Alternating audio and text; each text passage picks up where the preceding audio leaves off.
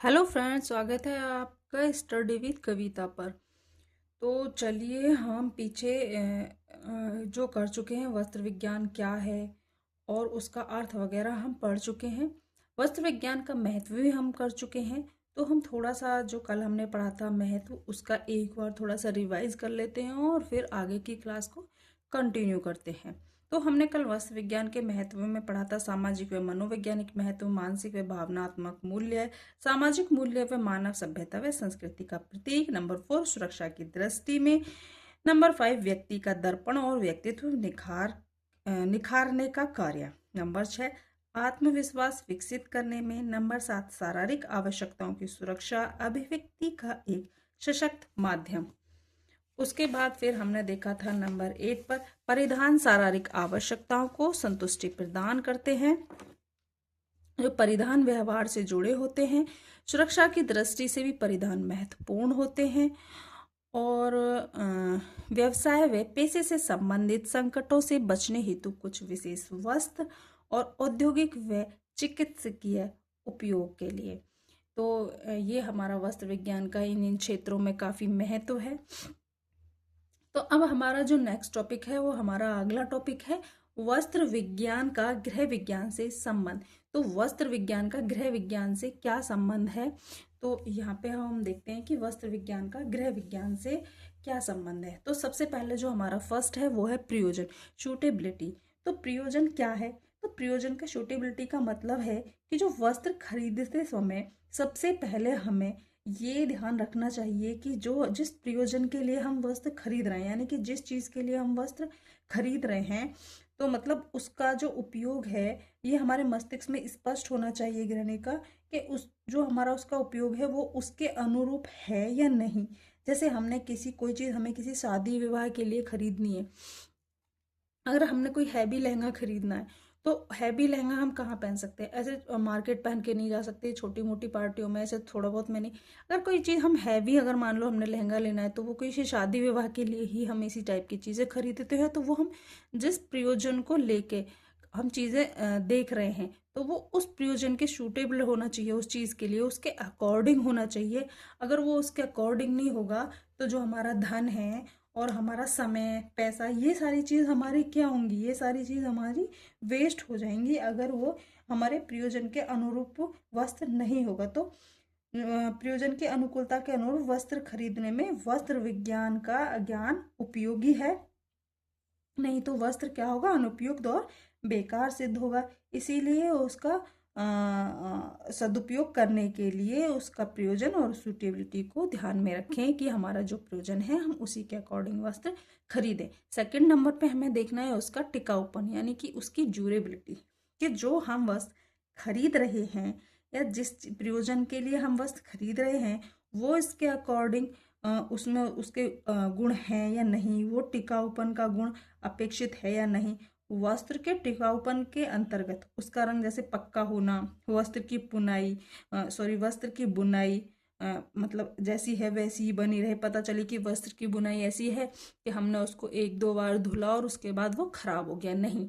अगर हम किसी चीज़ के लिए, अगर हम सोफे के कवर खरीद रहे हैं तो हमें उसकी टिकाऊपन, उसकी ड्यूरेबिलिटी, सारी चीज़ें देख कर ही लेना है। पर्दे ले रहे हैं या अपने पहनने के लिए कोई भी वस्त्र ले रहे हैं तो ऐसा ना हो कि हम उसको एक दो बार ही यूज करें और वो खराब हो जाए। तो यहाँ पे ड्यूरेबिलिटी और टिकाऊपन का मतलब है कि वस्त्र को देख कर ले कि अगर हम वस्त्र को खरीद रहे हैं तो उसमें मजबूती और टिकाऊपन ठीक ठाक होना चाहिए, वो लॉन्ग लाइफ होना चाहिए ताकि कुछ समय तक चले। उसके बाद आता है हमारा कार्य क्षमता। नंबर 3 पे क्या है हमारा? कार्य क्षमता, सर्विसेबिलिटी। तो हमारा जो कार्य क्षमता है, कार्य क्षमता में हमारा क्या है? जैसे विशिष्ट कार्य को ध्यान में रखकर खरीदे जाते हैं, जो मतलब विभिन्न प्रकार के वस्त्र हैं उनके विशिष्ट कार्य को ध्यान में रखकर वस्त्र खरीदे जाते हैं। जैसे कार्य क्षमता का मतलब है जैसे सोफे का कवर, पर्दे का कपड़ा, या परिधान के लिए ही कपड़ा लिया, परिधान के लिए आई मीन हम कुछ बनाने के लिए हमने कपड़ा लिया है तो वस्त्र हमारा जो है वो किसी भी कार्य के लिए क्यों ना खरीदा जाए, बस अधिक समय तक उसकी कार्य में वो चलना चाहिए, मतलब उस कार्य में वो कुछ समय तक रहना चाहिए। तो यही इसकी क्या कहलाएगी? कार्य क्षमता कहलाएगी। गृहिणी को उसकी परख होनी चाहिए, उसको उसको ज्ञान होना चाहिए, वह संतोषजनक होना चाहिए। भाई वो संतोषजनक होगा, उसकी कार्य क्षमता अच्छी होगी, तो भी तो हम अनुमान लगा सकते हैं, जब भी हम चीज़ को ले सकते हैं कि हाँ अच्छा है, इसकी कार्य अच्छा है, क्षमता है, ठीक ठाक है, तो उसको ले लेना चाहिए। फिर हमारा नेक्स्ट है ऋतु व मौसम के अनुकूल वस्त्र। क्या है? ऋतु व मौसम के अनुकूल वस्त्र, suitable for climate and weather. तो ऋतु और मौसम के अकॉर्डिंग वस्त्र विज्ञान का, गृह विज्ञान से इसका ये संबंध है वस्त्र विज्ञान का, कि कोई भी अगर वस्त्र हमारे शरीर के मुख्य आवरण है, क्या है? वस्त्र हमारे शरीर के क्या है? मुख्य आवरण है। देखो दूसरी हमारी जो मौलिक आवश्यकता है वो भोजन के बाद क्या है? वस्त्र है। तो वस्त्र का कार्य शरीर को गर्मी, सर्दी व बरसात से रक्षा करके शरीर को सामान्य ताप पर बनाए रखना है। वस्त्र ऋतु व मौसम के अनुसार ही होना चाहिए। तो अगर वह हमें एक सुखद मतलब मौसम के अनुरूप अगर वस्त्र होता है, वो हमको सुखद प्रतीत कराता है। हमको लगता है कि गर्मी के दिनों में जैसे कॉटन है या हमारे पसीने को अवशोषित करने वाला और हल्के वस्त्र हम पहनते हैं, तो हमारा मतलब है कि गर्मी में हल्के और पसीने को सोखने वाले यानी कि कॉटन के वस्त्र होने चाहिए। सर्दियों में सर्दियों के हिसाब से भारी व ऊनी वस्त्र हमें पहनने चाहिए। बारिश के मौसम में बरसात के अकॉर्डिंग जो वस्त्र होते हैं, तो हमें वस्त्र को क्या है? मौसम के अकॉर्डिंग ही खरीदना चाहिए, वो सूटेबल होना चाहिए मौसम के अकॉर्डिंग। नेक्स्ट है हमारा उचित एवं पक्के रंग, प्रॉपर एंड फास्ट कलर।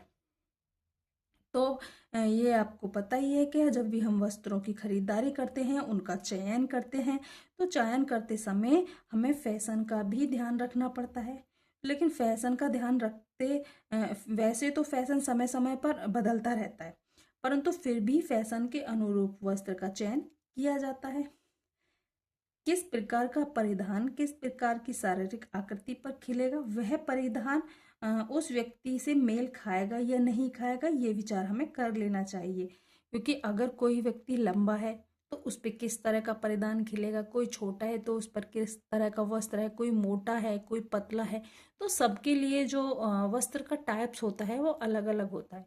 तो फैशन के अकॉर्डिंग ऐसा नहीं है कि हम कुछ भी उठाया और चले आए। हमें फैशन के अकॉर्डिंग भी वस्त्र खरीदना है और हमें वो भी देखना है कि वो जिस भी हम चीज़ के लिए, जिस भी इंसान के लिए या जिस चीज़ के भी लिए हम खरीद रहे हैं, वो उसके हिसाब से सही है या नहीं। उसके जो कलर वगैरह हैं, तो मतलब जैसे आप कलर, किसी का गोरा है, किसी का थोड़ा सा फेड होता है, इस टाइप से किसी का काला है, तो उस हिसाब से भी रंग वगैरह आया, उचित चीज़ें देख कर लेना चाहिए कपड़ा।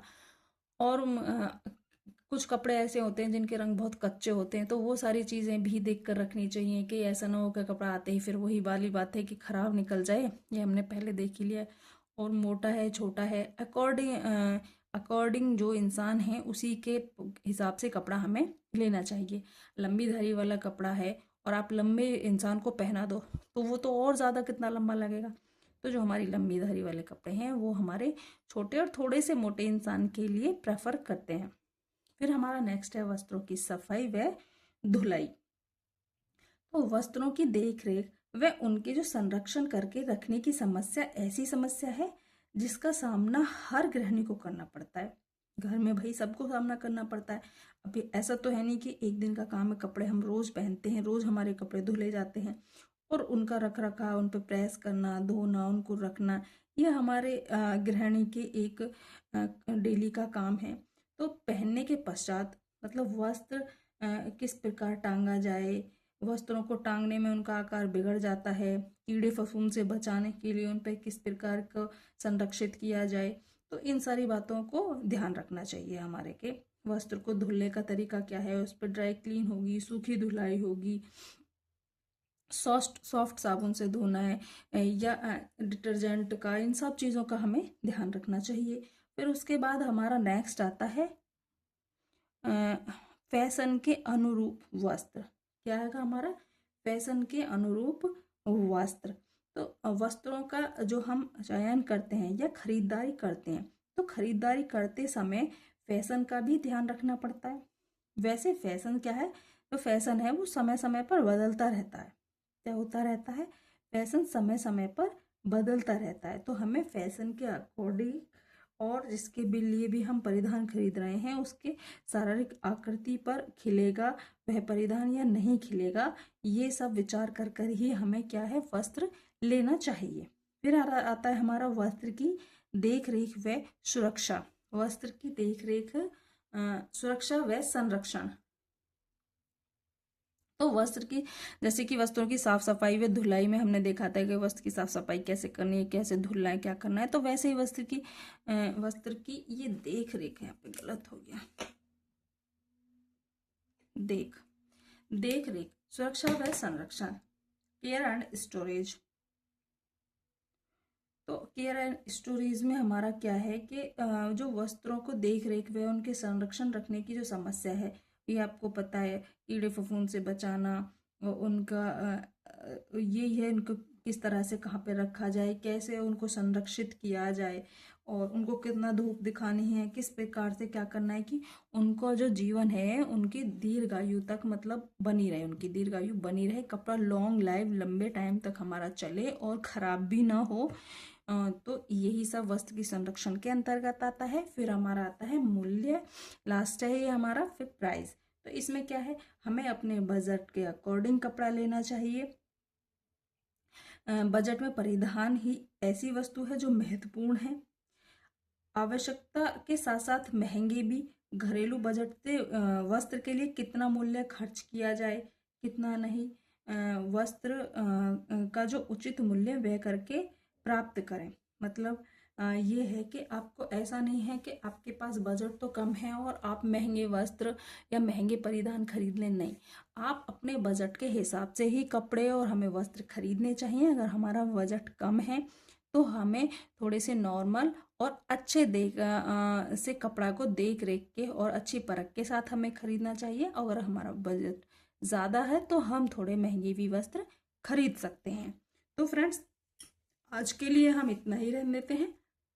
आज हमने टॉपिक पढ़ा वस्त्र विज्ञान का गृह विज्ञान से संबंध। तो इसमें हमने प्रयोजन, सूटेबिलिटी, टिकाऊपन, उसका ड्यूरेबिलिटी, कार्य क्षमता पढ़ ली हमने।